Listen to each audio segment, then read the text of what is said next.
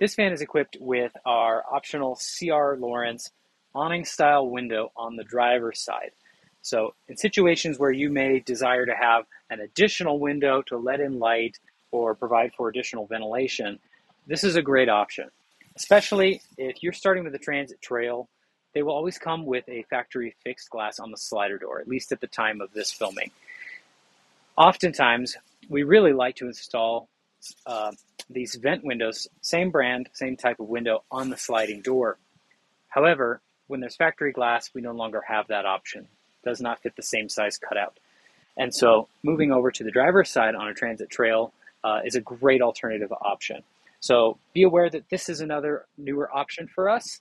If it's something that fits your needs, be aware. Of course, with anything comes some trade-offs. And the trade-off here is you've got some more glass and opportunity for a little less insulation. So if you're in extreme temperatures, obviously glass is going to be your enemy in all cases, but we do have insulated window covers for this window as well to help fight that off and provide you the privacy at nighttime that you're going to want for all of your glass.